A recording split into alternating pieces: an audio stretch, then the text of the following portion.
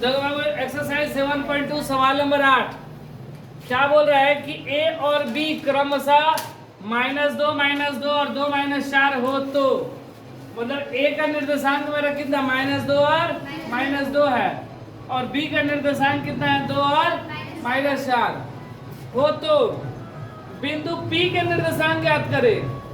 A B का निर्देशांक दिया है, बोला है कि बिंदु पी का निर्देशांक ज्ञात करें ताकि ए बी बराबर 3/7 AB हो और पी रेखाखंड ए बी पर स्थित हो। ठीक है, देखो ये बिंदु है ए बी। ए का निर्देशांक -2 है, बी का निर्देशांक 2 और -4 है। ठीक है, और वो बोल रहा है वो तो पी का निर्देशांक इसी पर बिंदु का पी है। ठीक है, इस पी का निर्देशांक याद करना है। ठीक है, पी का निर्देशांक मतलब हमको एक्स वाई का वैल्यू चाहिए। ठीक है, ताकि ए पी बराबर 3/7 AB। अब देखो इसका अनुपात हमको नहीं पता है। अनुपात अगर ज्ञात रहता है M1 और M2 का तो हम लोग आसानी से निकाल लेते हैं, लेकिन हमको M1 M2 का मान नहीं पता है क्योंकि जो विभाजन सूत्र होता है उसमें M1 M2 चाहिए ना, तो हमको M1 M2 का मान नहीं है पता है। अगर यहाँ पर ये भी निर्देशांक अगर हमको पता रहता है तो हम लोग M1 M2 निकाल लेते हैं, लेकिन दोनों में से कोई नहीं दिया गया है, ना एक्स वाई का निर्देशांक दिया गया है ना M1 M2 का, और हमसे एक्स वाई का ही निर्देशांक पूछा गया है। तो उसके लिए सबसे पहले हम लोग M1 और M2 का मान निकालेंगे। जो कैसे निकालेंगे, तो यहाँ पर लेकिन एक चीज हमको दिया गया है कि जो AP है, देखो जो AP है वो 3/7 AB के बराबर है। बोला ना AP बराबर 3/7 AB। तो इसी को हम लोग हल कर ले रहे हैं। ये इधर से गुणा हो जाएगा तो कितना हो जाएगा 7 AP बराबर 3 AB होगा ना। ये 7 AP बराबर, अच्छा देखो ये AB को हम लोग क्या लिख सकते हैं, AP + PB लिख देंगे, लिखा जाएगा। तो ये 3 है, इसको लिखेंगे AP + PB लिख देंगे। AB को AP + PB। अब देखो ये 7 AP है ना, AB लिख दे रहे हैं, गलती लिखाया जा रहा है, AP है। इसमें गुणा आ जाएगा तो कितना आएगा 3AP + 3 PB में गुणा होगा 3 PB। अब देखो AP यहाँ भी AP यहाँ भी, तो AP के तरफ AP को कर दिया जाए। ये 3 है, बराबर को उधर जाएगा प्लस में, इधर आएगा तो माइनस में। तो 7 AP - 3 बराबर 3 PB।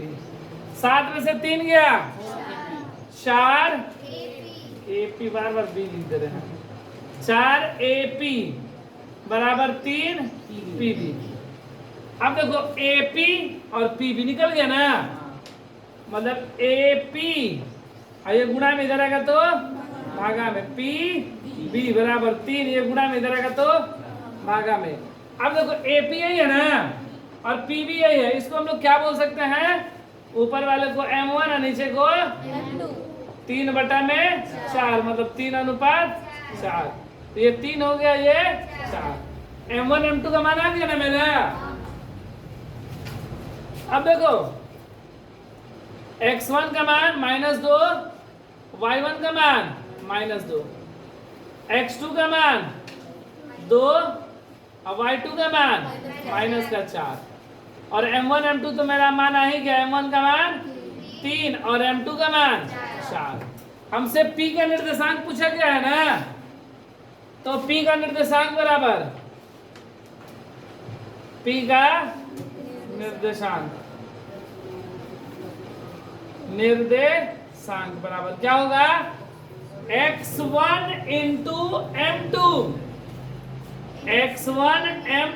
+ x2 M1 x2 बटा में M1 प्लस उसी तरह y1 M2 plus y2 M1 बटा में M1 प्लस M2। अच्छा P का निर्देशांक हमको दिया गया है पहले से, नहीं हमको P का ही निकालना है, P का निकालना है ना।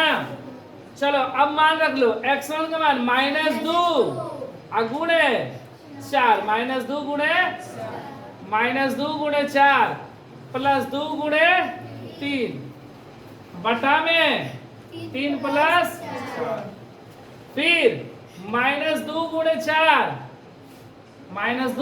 4 प्लस